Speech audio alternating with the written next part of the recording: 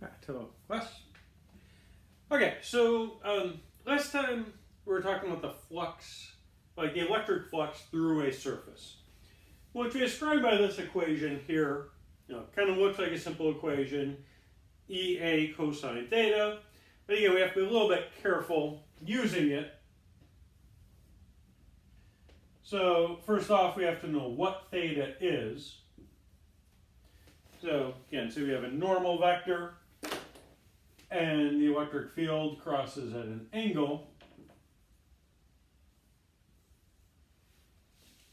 The theta in that formula is the angle between the electric field and the normal vector.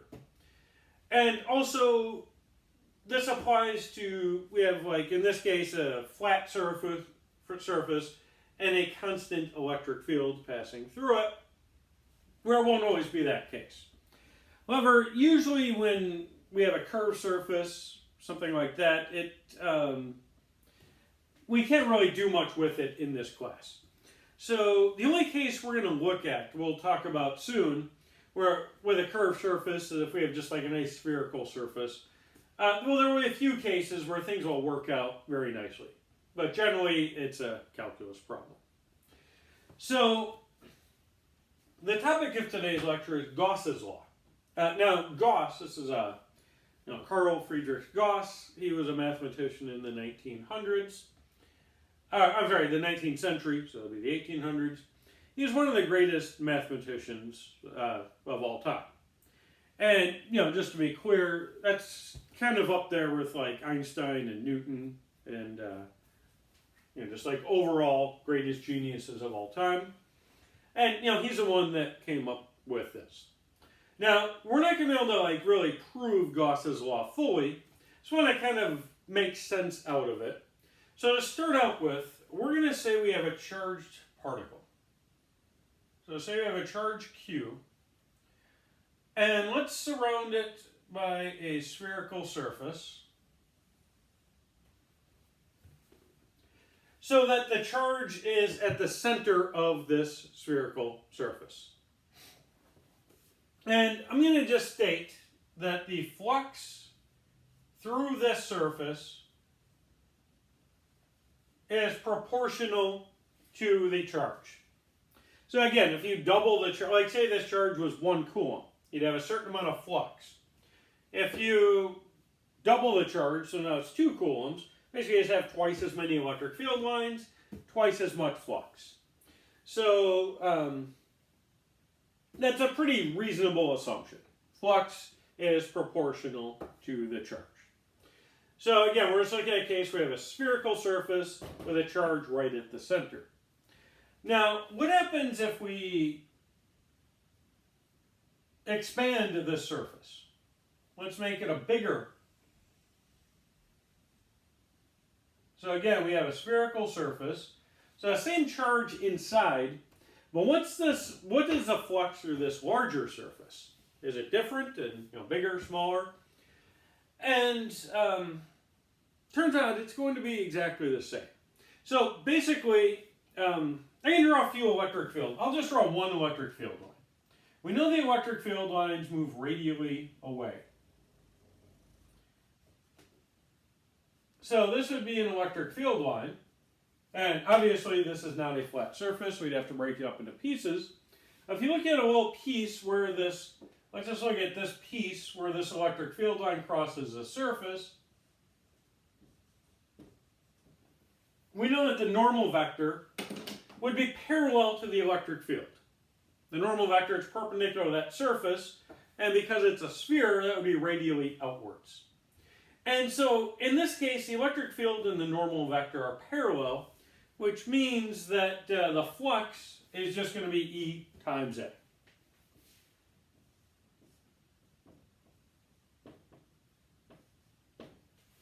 Now, if you want to just look at the formula, because these two are parallel, theta is 0, cosine of 0 is 1. So flux through this little piece would be E times A, and then you go around the entire thing. And this would be the electric field times the entire surface of the sphere. And just to be clear, the surface area of a sphere is 4 pi r squared. Again, sometimes in class I'll ask what's the area of the sphere, and I get pi r squared because you're looking at a circle. But this is just a cross section. It's completely enclosed by this spherical surface. And so what I'm stating here is that let's call this phi 1, the flux through surface 1, and now we have surface 2 here, and I'm going to say phi 2, I'm just going to say it equals the flux through surface 1. So we have the same charge inside. Basically, you can picture, like, say the surface is a balloon, and say you blow up the balloon, just make it bigger. What happens to the flux? Turns out nothing happens at all. And so flux is the electric field. Like, we have to ask the question, why doesn't the flux change here? I mean, it depends on the electric field in the area, and the area definitely changed. So the area of a sphere is proportional to the radius squared. So the area gets bigger by, significant factor. If you double the radius, the area increases by a factor of 4. But what about the electric field? Well, the electric field is inversely proportional to r squared. And so if you take the product E times A, that's not going to be affected by the radius at all. The radius cancels out. And that's why the flux does not depend on the radius. Okay, that's the next step is a little more difficult. But what if we deform this surface? What if we change the shape? And it turns out that will not affect the flux either. And that's something that Gauss proved, and we're not going to. But it turns out, like say this was actually a balloon. You blow it up, it gets bigger, nothing happened to the flux. What if you actually change the shape into something else? The flux remains the same. And so overall, we can say Gauss's law. That part about it not depending on the shape. So let me kind of redraw what I had before. So I'll start, let's say we have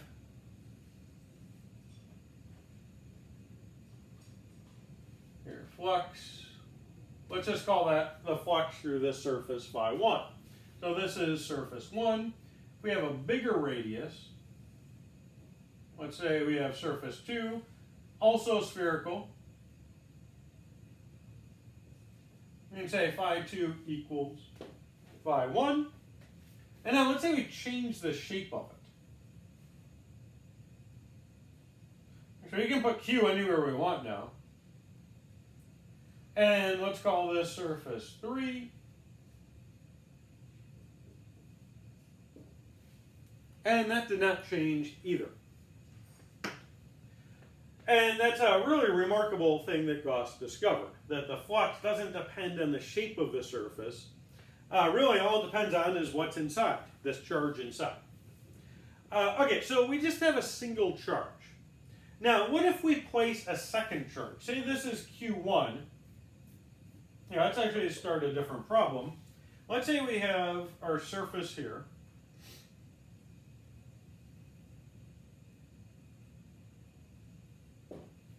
So here we have, say, charge Q1. And we can say that the flux is proportional to Q1. That's basically what we had here. If you double the charge, twice as much flux, twice as many electric field lines. Okay, what if we place a second charge here? Well, now the flux would be proportional. It's like the flux due to charge 1 would just be proportional to Q1. It'd be some constant times Q1. The flux due to charge 2 would be that same constant times Q2. So overall, the flux is going to depend on just the total amount of charge. It doesn't matter where the charge is. Now, what if we place a charge 3? What's going to happen to the flux through this surface? It turns out nothing is going to happen. And that's something that is really amazing, that this charge has no effect on the flux. Why is that amazing? Well, let's look at our basic equation. Let's just say we have a surface like this. I'm going to redraw it. here we had Q1 and Q2 in here. And we have some surface, and again, the surface is coming out of the board as well. Completely encloses these two charges. I can only really draw it two-dimensionally. And then we play, okay, let's say we calculate the flux through this surface S. Now this is an extremely complicated calculation. So what we'd have to do is we'd have to break our surface. Let's say we break it up into like 10 pieces. We'd ideally want to do more, but... Or let's say we break it up into 100 pieces. I'll just do it like this. So we broke our surface up into 100 pieces, and we calculate the flux through each of these pieces, and then we add up and get our combined result. That would be the flux through this surface S. And again, each of these calculations, we'd have to find the total electric field due to these two charges at the location. So like, let's say we have surface 1 here. So we have a certain electric field at this location due to Q1 and Q2. Let's say the electric field here looks like this. Actually, I'm going to give it a bit of an angle. Here, let's say the electric field here, let's call that E1. So this electric field is due to these two charges. So we take the electric field, which we'd have to calculate at this location, multiplied by the area of that surface, and also then multiplied by the cosine of the angle between this electric field and that normal vector. And then we'd have to go to S2 and go all the way around the surface. So a very long and tedious calculation. And we finally get some result. Now the reason it's so amazing, let's say we place Q3 here, and we calculate the flux now. So like basically what we had before, we had 100 terms, and now we're going to have 100 terms, but each one is going to be different. Like if we wanted to calculate the flux now with Q3 here, this charge is going to affect the electric field at every single location that we... So like we're going to have an entirely different calculation, but overall the end result is going to be the same. So it won't have any overall effect. So it changes every part of the calculation. The electric field here will be different because we placed Q3. So again, the flux S1 is going to be different than it was when Q3 wasn't there. Same with S2 and S3 and so on. So how is it possible you change all these terms and end up with the same result? Well, let's say Q3 is a positive charge. So let's say we have our surface like this, and we place Q3 here, and just say it's a positive charge. So its electric field is going to look like this. And remember, by our convention, the normal vector always points outwards. So when we cross here, our normal vector is in this direction, and the electric field is going inward. It's crossing into the surface. And so here we have a negative flux.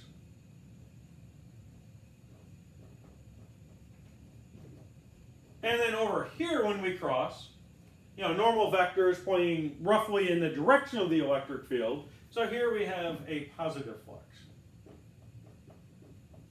So again, if you imagine before Q3 was here, we did this calculation. We've got 100 terms. We add them all up and get some value. Now we place this charge here, and all of these terms are different. But some are bigger and some are smaller. The sum is going to be the same though. So it has absolutely no effect on the sum. So this is a pretty remarkable theorem. And I haven't talked about, basically right now what we have for Gauss's law is that the flux is proportional. Oh yeah, so like I said, in this case, our flux would be proportional to Q1 plus Q2. And we ignore Q3 because Q3 is outside. So in general, for Gauss's law, we say that the flux is proportional to the total charge enclosed. So you look at the charge enclosed. You look at Q1, Q2, and Q3. Q1 and Q2 are inside. They're enclosed charges. Q3, you just ignore everything outside. So again, in this case, if we have nothing inside, we can say the flux through this surface is 0. There's no charge inside. Doesn't matter what charge you put outside, the flux inside is 0. Okay, so that's basically Gauss's law. Flux is proportional to the total charge enclosed by the surface. So in order to use Gauss's law, you have to have a completely enclosed surface. You can't have like a flat surface. And yeah, now we haven't talked about the proportionality constant yet. So I could just tell you what it is. Yeah, I think I'll do that. I mentioned it before, actually. I'll just write it over here. To turn this into an equation, we just put a constant in here.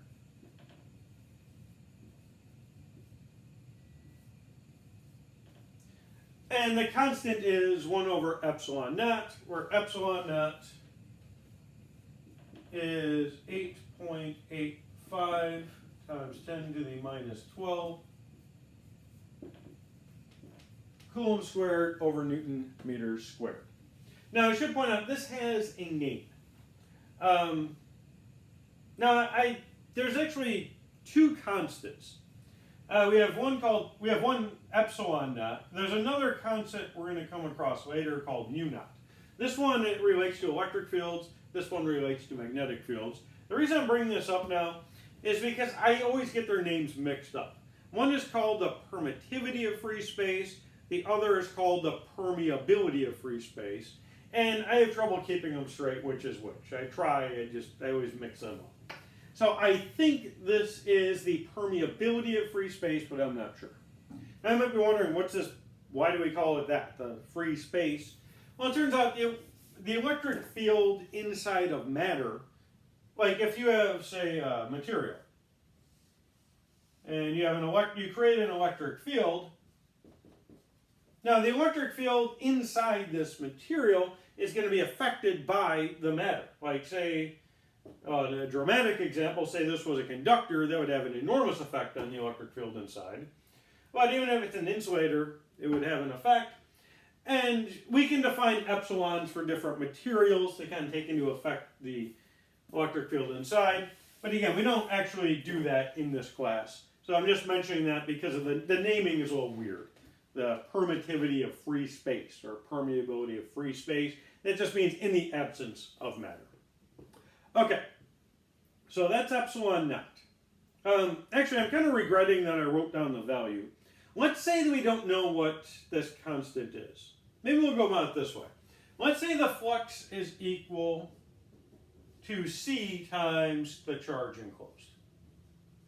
C is some constant, but we want to kind of come up with a better way to express this constant. So yeah, forget I wrote this down for now. Now what we can do is let's look at a simple case where we just have a charge and our surface is a sphere with a radius r. And we already mentioned that in this case, the flux is just equal to the electric field times the area. And again, that's, a lot had to happen to make this the case. One is we had to have, like if you look at an electric field line where it crosses the surface, that's always parallel to the normal vector. And also the electric field is constant everywhere along the surface because the electric field due to a point charge only depends on the radius. So basically we have this result. Just because of symmetry, the flux is the electric field times the area. And knowing Coulomb's law, we know the electric field is Keq over r squared, and the area is 4 pi r squared. So if we clean this up a little bit, we get the result that the flux is 4 pi Ke times Q. Okay. Now, we know what Ke is. We don't want to have to constantly multiply that by 4 pi. And for historical reasons, we actually want this in the denominator. We could just define a constant to be this. But for historical reasons, the constant is actually 1 over 4 pi epsilon naught. So we have the result that epsilon naught is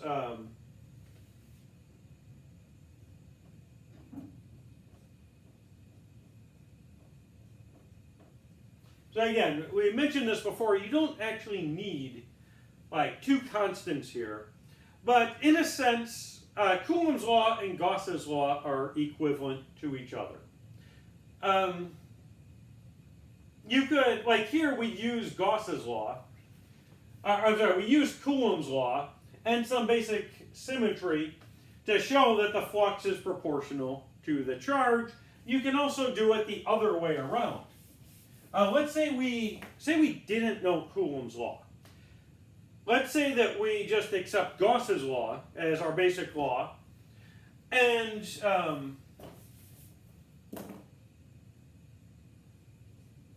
so say we start with Gauss's law.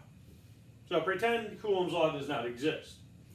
And then we know that the flux, just because it's Gauss's law, is Q over epsilon naught.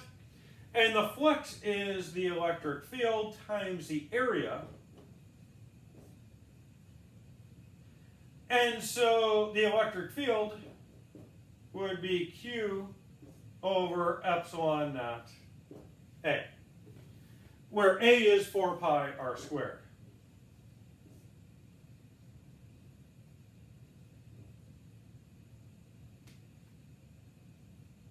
Let me write it this way, 4 pi epsilon naught r squared. And so, again, not knowing Coulomb's law, we can find the electric field just using Gauss's law. And again, this is, why don't we just say 1 over 4 pi epsilon naught times Q over r squared. And then instead of calculating this 4 pi epsilon naught all the time, let's just do it once and call it K, or Ke, and well, that's what we started with. So, in a sense, Coulomb's law and Gauss's law are equivalent to each other. You could start with Coulomb's law and show, we did show, like in this case, that the flux is proportional to the charge. You could also say we don't know Coulomb's law, but we know Gauss's law, and derive Coulomb's law. Or at least the electric field version of that. And so the two are equivalent. Now it turns out that right now what we're talking about is electrostatics. That, we could consider what happens if this charge moves. That complicates things. And it turns out Gauss's law is a little more general. It's much easier to work with when we're dealing with moving charges. Coulomb's law is still valid, but you have to take into account that if you move that, like say you have a charge that creates an electric field around it. What happens if you move that charge? You might have heard this before, like what if the sun just disappeared? We wouldn't know about it for about 8 minutes, because the sun is like 8 light minutes away. It takes light 8 minutes to reach us. So even if the sun just disappeared right now, we'd continue seeing light from the sun for 8 minutes until that information that the sun was gone reached us. Also, gravity works the same way. We'd continue to orbit for 8 minutes because there'd be no, the gravitational field still exists. The disappearance of the sun would cause that gravitational field to change, but there's a limit to how fast that information can reach us. And so Coulomb's law can be very difficult to work with if you consider more general cases where charges can be moving and accelerating. Things get a lot more complicated. But Gauss's law is a little more general, where it doesn't have those issues. So generally Gauss's law is considered like one of the fundamental laws of electricity and magnetism, rather than Coulomb's law. Okay, now what do we actually do with Gauss's law? There's a couple things. In certain cases, we can use Gauss's law to actually calculate electric fields. It's actually kind of rare that we can do that, though. And the reason why, well, we did that for one case where we just had that point particle.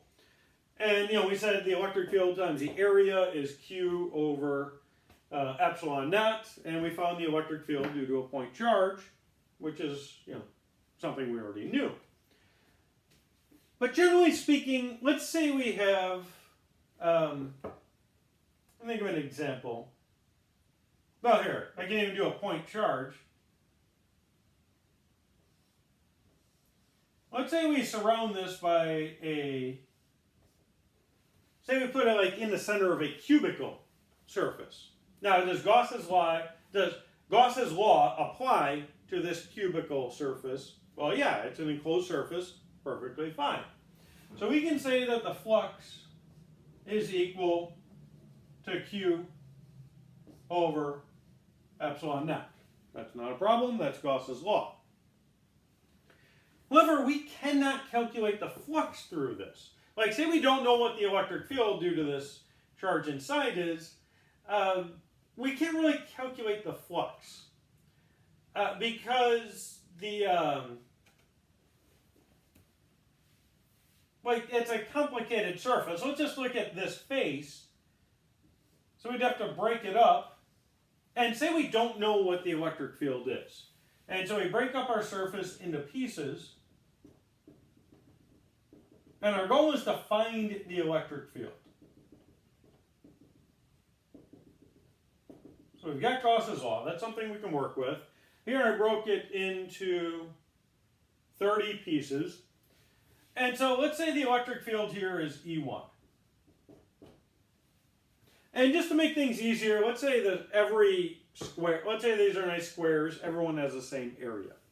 So what we can say is the flux through our surface, this is actually surface 1, we have 6 surfaces to consider. Well, let's just look at this first surface. The flux through this surface, I'll just call it phi,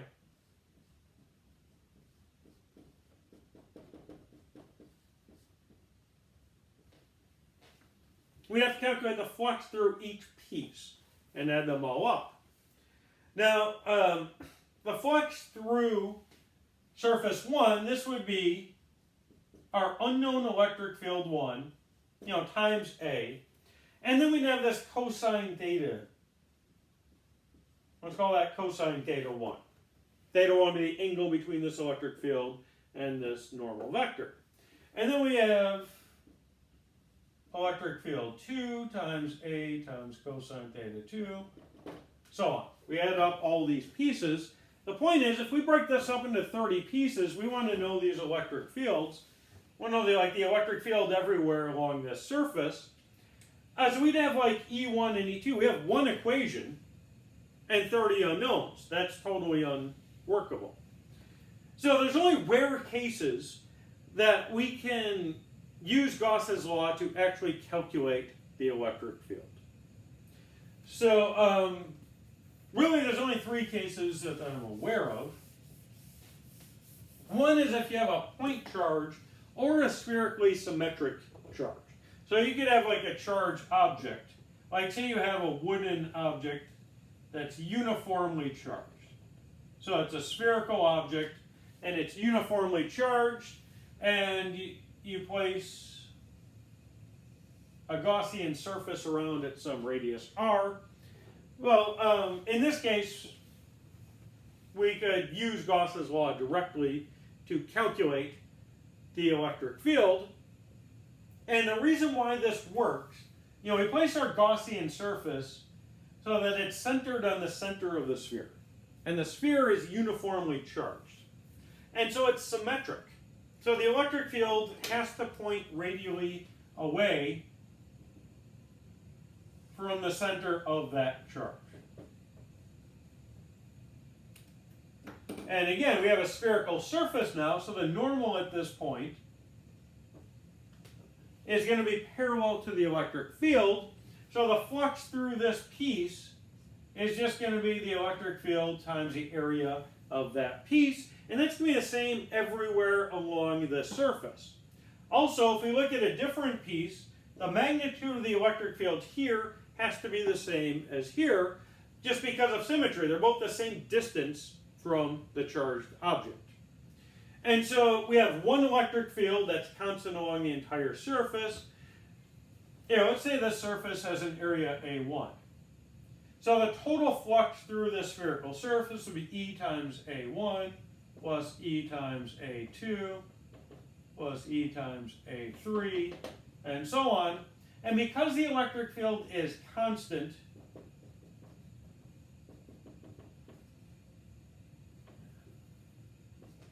we can factor that out. And remember, A1 was the area of this surface. A2 would be like the next surface. You don't have to do it in any particular order. So if you add this up, you get the electric field times the total area of your surface.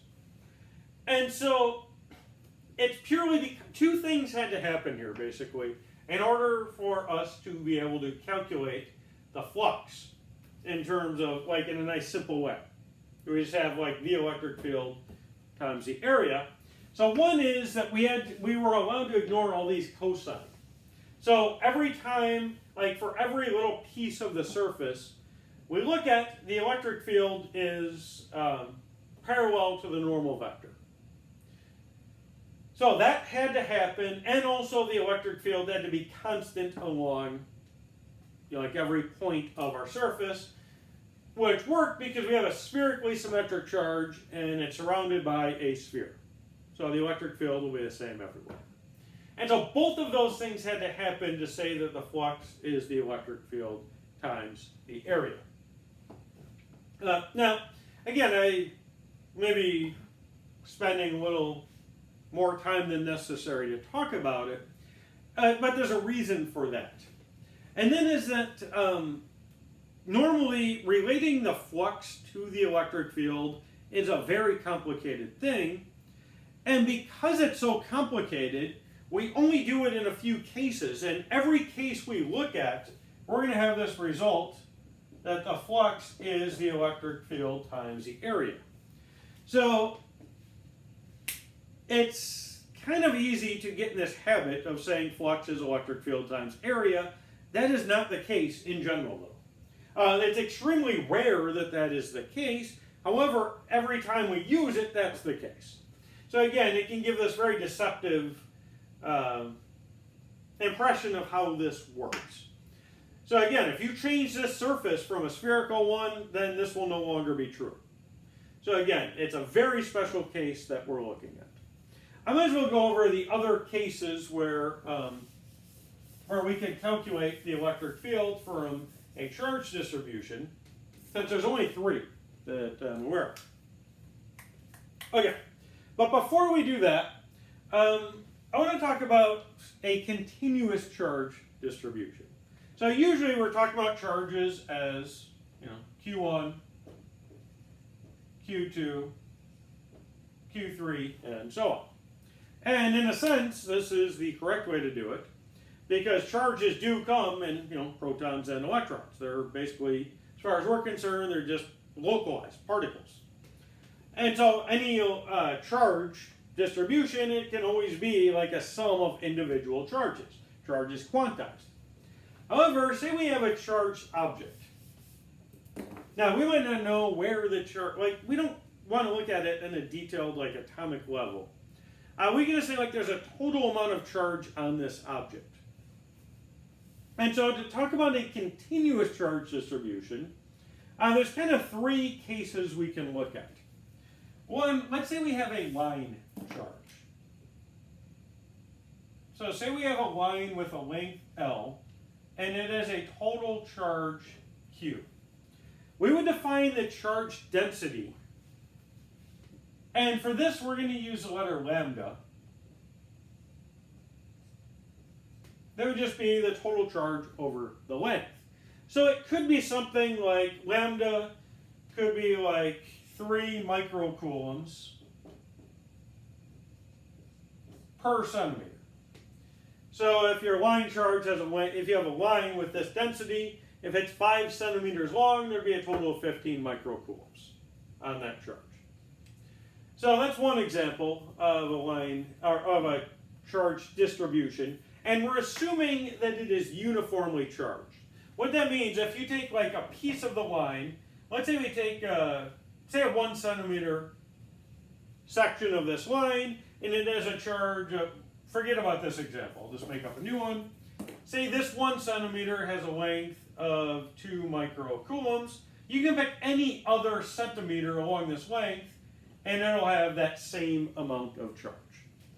So it's uniformly charged. Every piece of the same length has the same amount of charge in it. Okay. Now another case we can consider is an area density. So like say we have you can say like a plane object, like say this book. So I'd say I charged this book. So we put some charge on it. This book has a certain area. Now it's actually a three-dimensional object, but it doesn't matter. We can just, like if it's uniformly charged, we could totally define it in terms of an area charge because it'll be uniform throughout. So we don't need, a two-dimensional description of the charge is enough. Like you can break it up into sections and each section is identical. So, case like that, we use different notation. So this object has a total charge Q. It has an area A. We just use a different variable. So this is an area charge density. This would be the charge over the area. And then finally, we'd consider a volume charge density.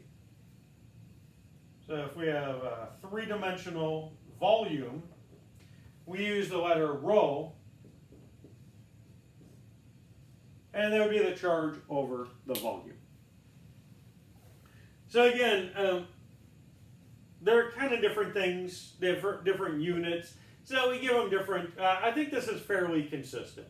For linear charges, we use lambda, area, sigma, and for volume, we use rho. So this would be like coulombs per meter squared, or coulombs per meter cubed. Okay, so let's look at an example.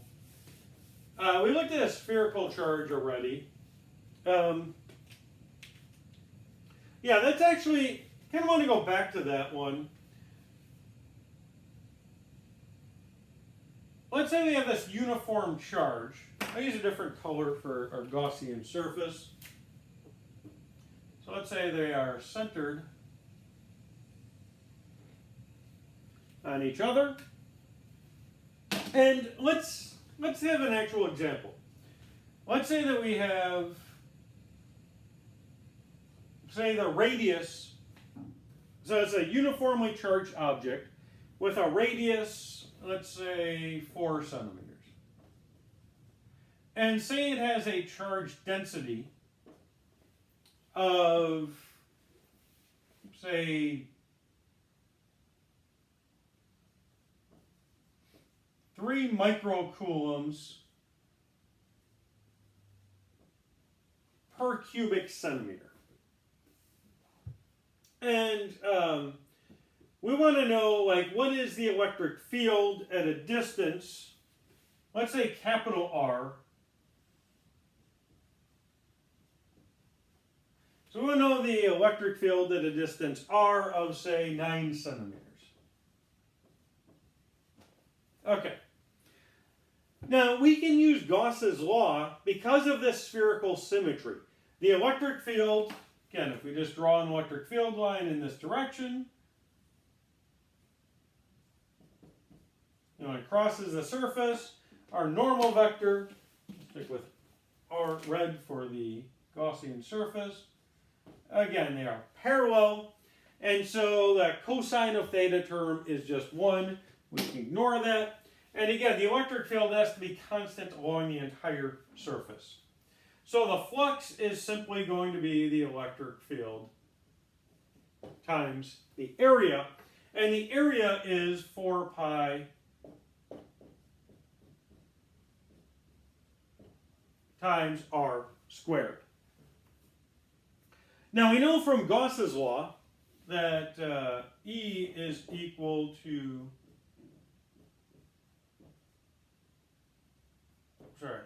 the flux, E times 4 pi r squared, that would equal the charge enclosed over epsilon naught.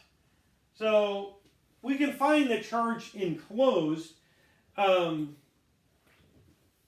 using the charge density. So let's do this. Remember we had the, I should write these down. Kind of running up. Here, I'm going to erase this picture, or I'll redraw it. But for now, we had lambda, Q over L, sigma is Q over A,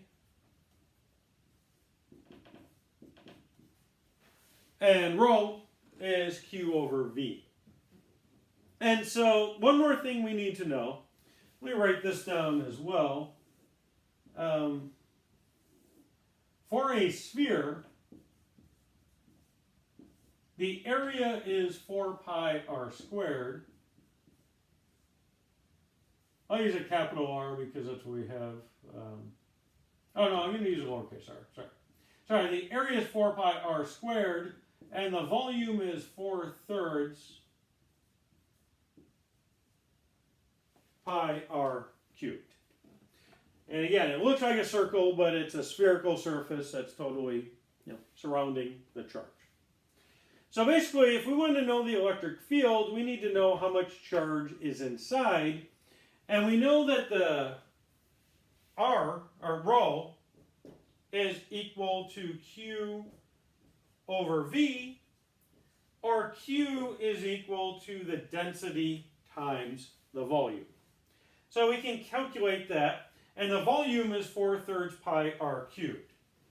So let's calculate that.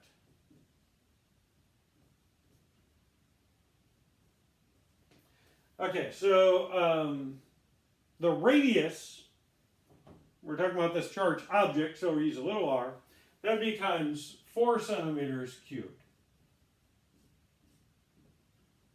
And then divided by 3. So I think this is going to be around 260 cubic centimeters.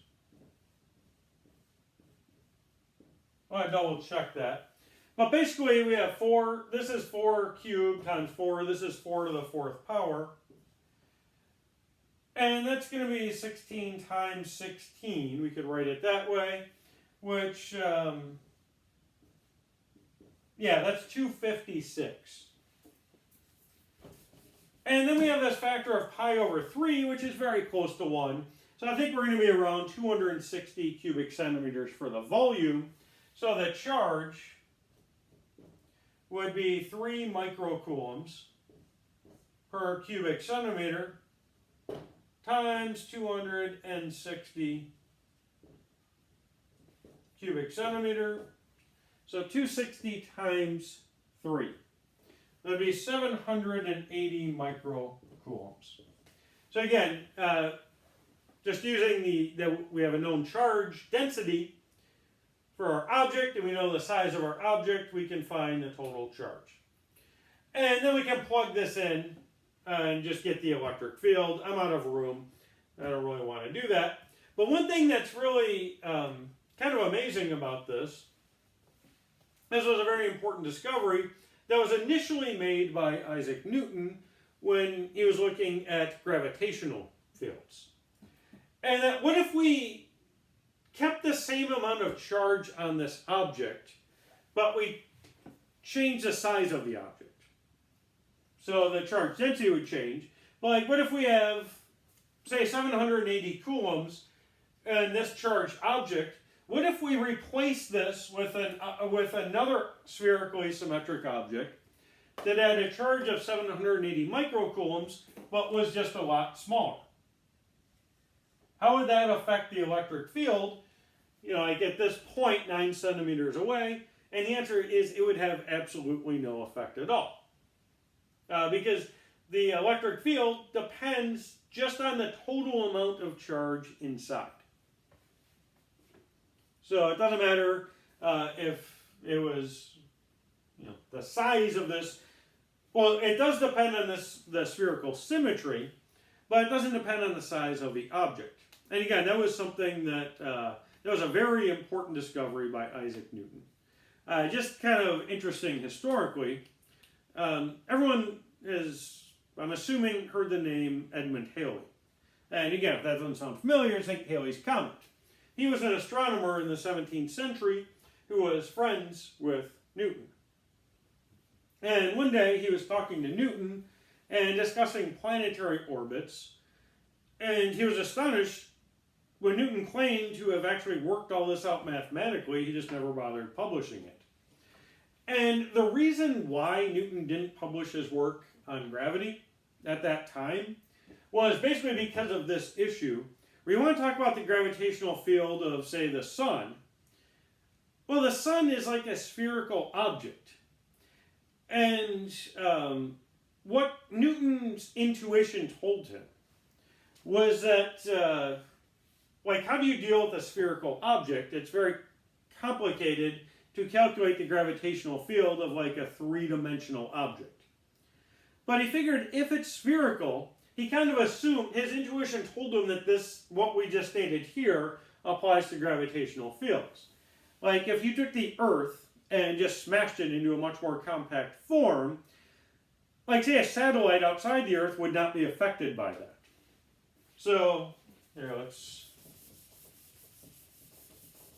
just erase this. Yeah, like say here's Earth, and say there's someone a certain distance away. There's like a satellite here that's a certain distance from the Earth. If you took Earth and just kind of compacted it and made it much smaller, you crush it. So say these, you might have heard these crazy theories about like these big particle accelerators that they worry they're going to, well, no one seriously worries about this, but no scientists do anyways. Not many at least, but you know, theoretically you could potentially create a black hole. And so say they actually created a black hole that went to the center of the Earth and sucked the Earth in, so it's much smaller. This satellite wouldn't even know the difference. The gravitational field outside the Earth would be exactly the same. All that matters is the total amount of mass inside. And again, Isaac Newton, just intuitively he suspected that. But it was very difficult to prove, and that held up publication of his work for about 20 years. It took him about 20 years to actually prove that result that we just went over with Gauss's law. Now, it was an extremely difficult problem. It's something you can actually do if you take Calc 3. Take calculus all the way up to Calc 3. You should learn how to do that. But again, Isaac Newton had to invent all the math. He invented calculus. And, he co-invented calculus. It's kind of a big subject. If you look at a calculus textbook, it's not like he just invented everything in there. But, so again, he didn't have this to work with. He had to create all the math he needed as he was doing it. So it took a very long time. With Gauss's law, it's a kind of a trivial thing. But, he didn't have that. Okay, so like a spherically symmetric object, we can treat it as if all the mass was concentrated at the point right in the center. So like say you have a spherically symmetric object with a charge of say 9 microcoulombs. You can say that 9 microcoulombs exist right here. And right in the center. And as long as you're outside, the electric field is going to be exactly the same. So that's an important result that kind of follows easily from Gauss's law. But I'm going to look at another electric field that we can actually calculate using Gauss's law, which again is kind of the exception to the rule. But say we have something called an infinite plane.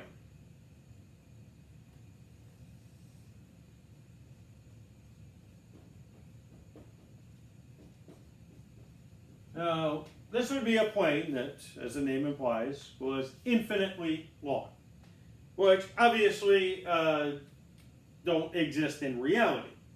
However, it's a useful approximation Because if you look at an actual plane that has a finite size, the electric field, let's say it's a positive charge, so the electric field lines point away. And it's going to look something like this until you get near the edges. And then the electric field lines start spreading outwards.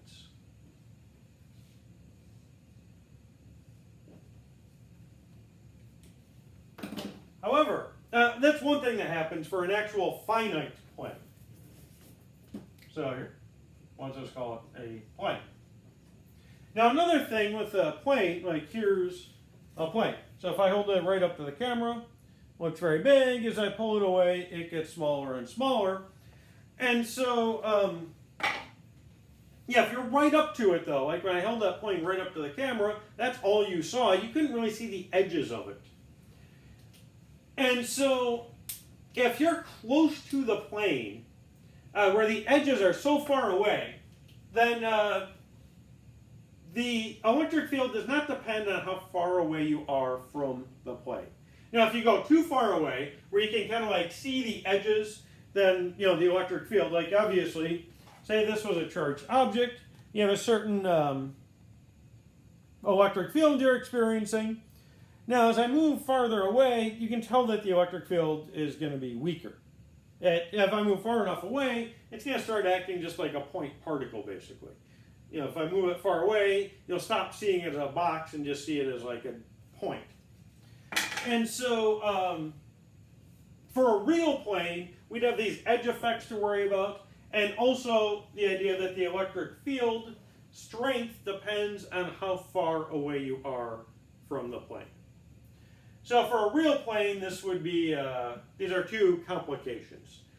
But if we say it's an infinite plane, that would actually be a pretty realistic approximation, as long as we're close to it and not near the edges. So let's say we confine ourselves to this region here. And in that case, we can say two things. That the electric field doesn't depend on how far away we are.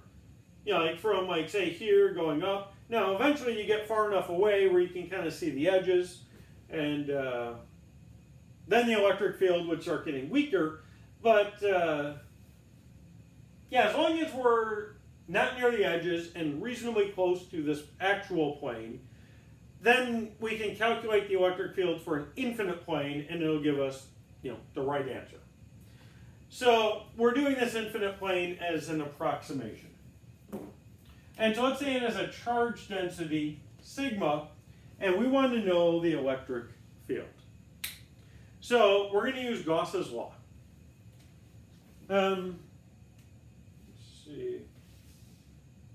We can find a cylinder. No. Here's a cylinder. So here's our infinite plane. Let me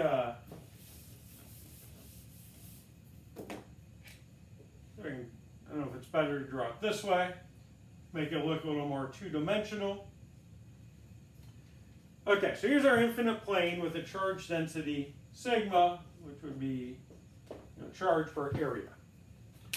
And let's say we draw a cylinder like this going through the plane. So it has a cross-section area A. I'll draw it from two perspectives.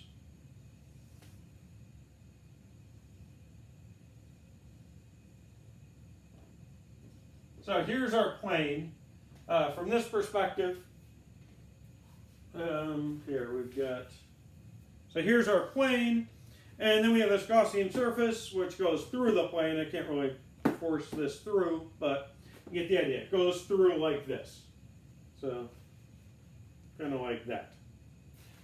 And, you know, if you look at it from a top view, looks like this. Okay. So, what we can say from Gauss's law, and this is our Gaussian surface here. Let's give this a dimension. Let's call this h. We'll center it so there's h on each side. Not really necessary, but let's just do that. Okay, so what we can say from Gauss's law is that the flux through our surface would be the total charge enclosed over epsilon naught. Now, the question is, this is the key here. I'm going to write this out, actually. I'll write it as we have it over here. The charge enclosed. So this entire plane is charged. But we only want the charge enclosed by our surface. So again, we just want like this portion of the plane. So the total charge enclosed would be sigma times A. So the charge density of the plane, just that like this area that's enclosed, would be A, this cross-section area of our Gaussian surface. So it's like this. That is an area A. And then, all the charge out here, that's not enclosed, so we ignore that. Okay, so the right side is easy. We have charge enclosed, we have sigma A over epsilon naught. Now, the left side of the equation, we have to calculate the flux through this surface. Now, that one we have to be a little bit careful about. I'm going to move that A. Remember the electric field, let's say it's a positively charged thing, so the electric field lines look like this.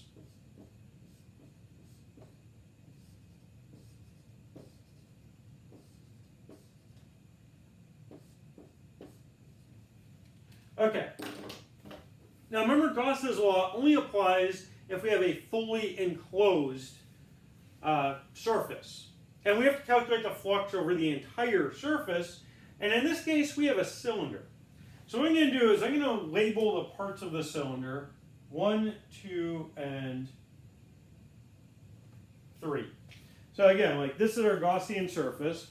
We'll say this is 1, the other side is 2, and 3 is just the surface going all the way around it. So we have to calculate the flux through the entire thing. And so what we can say is our flux, we can say flux through 1 plus flux through 2 plus flux through surface 3. That would be the total flux. That's equal to sigma A over epsilon naught. Okay. Now let's look at the flux through surface 1. So this is our formula for flux, EA cosine theta. And again, the normal vector points outwards. And so we can see for surface 1 that the electric field and the normal vector are parallel to each other. And so that cosine theta term, cosine of 0, is 1. So the flux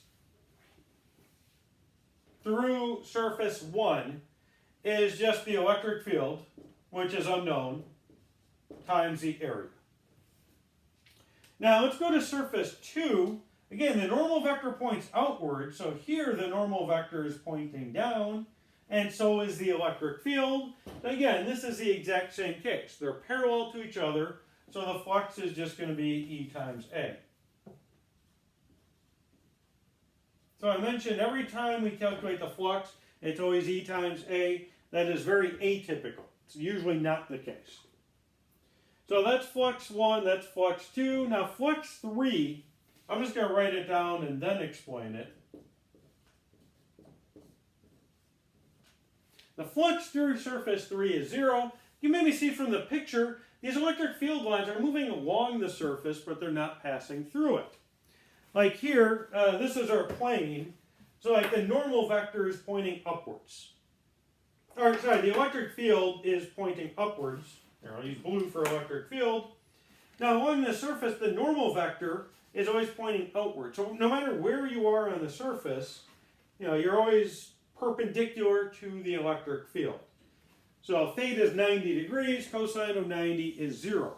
So again, if you just look at, forget the math for a minute, like the electric field lines, they just go along the surface, there's no crossing through. So the flux through this surface is 0. So what we end up with on the left side is we have 2 EA equals sigma A over epsilon naught. The A's cancel out.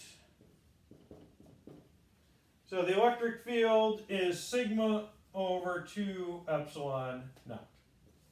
So this would be the electric field due to an infinite plane with a charge density sigma.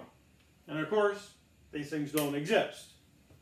But to a good approximation, this works for a real plane, as long as you're not near the edges. And one very important example we're going to talk about later for a real plane, or a real device, is called a parallel plate capacitor. We use Gauss's law to find the electric work. Here we have, say, a plate here that has a charge Q, and another plate next to it has a charge minus Q. And again, the electric field can be approximated very well by considering, like using this formula. It's not exactly this. We're going to have to come back to it when we talk about capacitors. Because we have two planes, we can't just use that formula. But basically, we just multiply by 2. We'll talk about that later. But again, that's a very practical application where the electric field just goes right in between. We don't have to worry about being too far away because we're only looking at the electric field in between the two planes. And now towards the edges, the way I drew it, the electric field just goes straight from one to the other. Again, when you get near the edges, they kind of curve a little bit. But again, that's usually pretty insignificant. So this approximation we made is actually very useful. So I know students don't like making approximations, but that's what most of physics is, making approximations. Might not seem that way, but because we focus on easy problems that have solutions, but yeah, if you try to go in the real world, we have to always make approximations. Okay, and there's one other example, which I'm just going to mention real briefly. If we have a cylindrically charged object,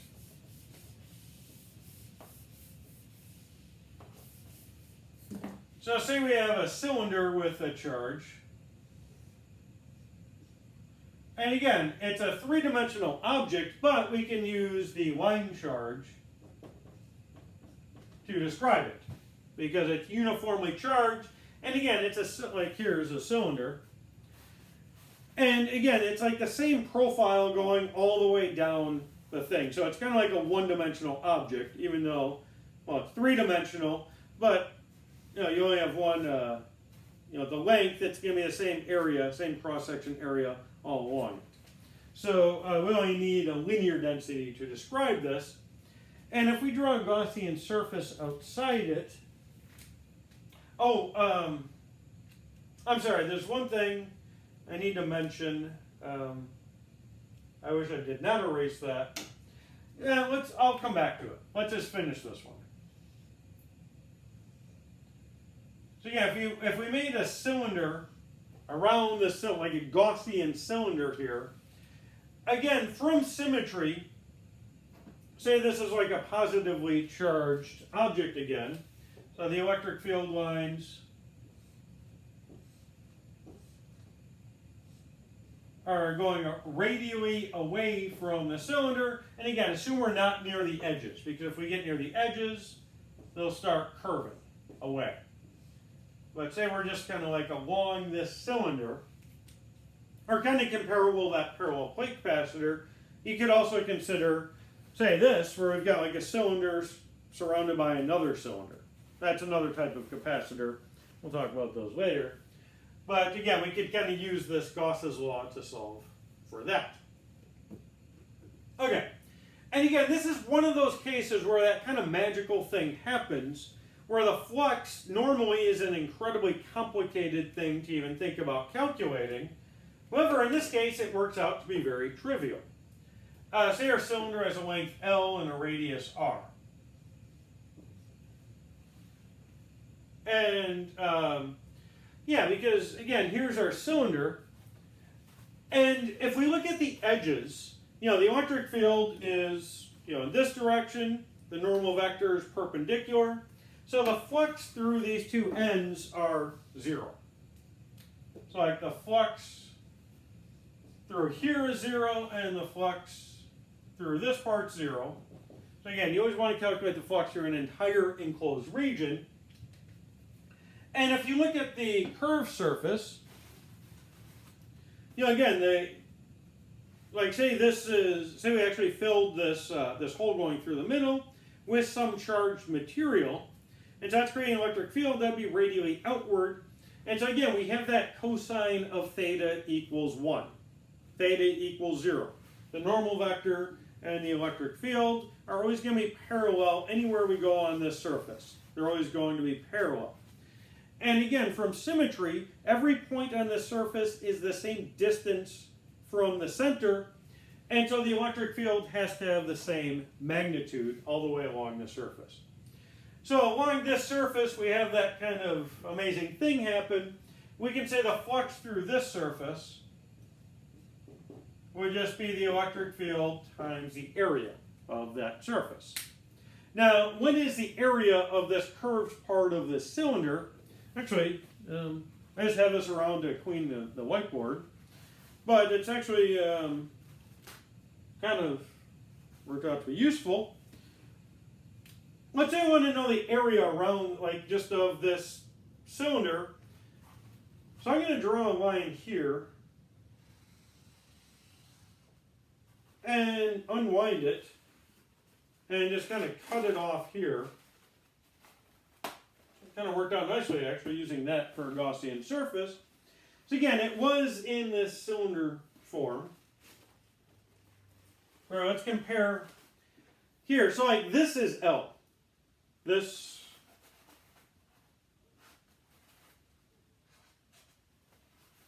here is L, that dimension, and if we unroll it, we have a rectangle.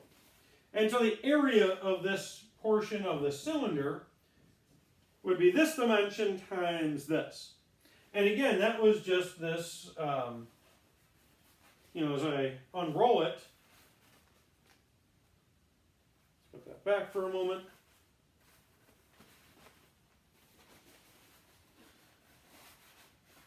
Yeah, so we're looking at this here. This is just the circumference of that circle.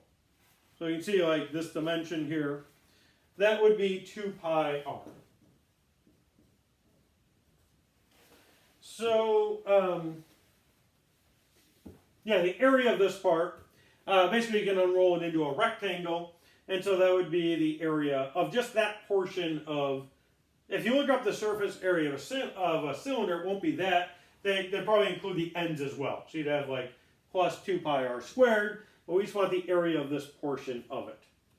And so the flux, that would be 2 pi RL times E.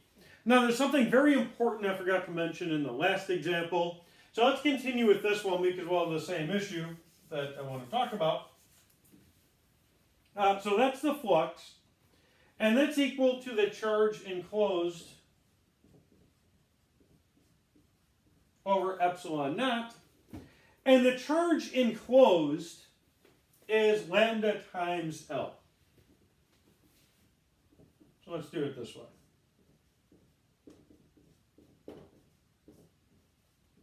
So we can see for this cylinder, let's see, the L cancels out. Let's divide then that the electric field would be lambda divided by 2 pi r epsilon naught. So that would be the electric field due to this cylindrical charge at a distance r. Now, something very important happened here, and it also happened in the last example that I just did but didn't talk about.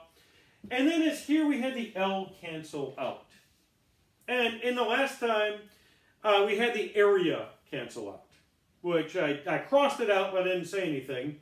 But it's absolutely essential that that happened. Why is that? Let's say that this is our charged cylinder. And I can make a Gaussian cylinder around it. Well, the Gaussian cylinder is just imaginary. It's something we created. It doesn't really exist and is like a physical object. And so we can create a Gaussian cylinder that looks like this. What if we made a small Gaussian cylinder? would that affect the electric field? No, the cylinder that we pick cannot have any effect on the electric field. And so if we picked a different length, well, it doesn't matter, the length canceled out. So if our formula ended up having an L in it, then we would definitely know something was wrong, because that L is just something we made up to solve the problem. The electric field cannot depend on the Gaussian surface that we pick in order to calculate it. So, yeah, I should have mentioned that earlier when we did the infinite plane example.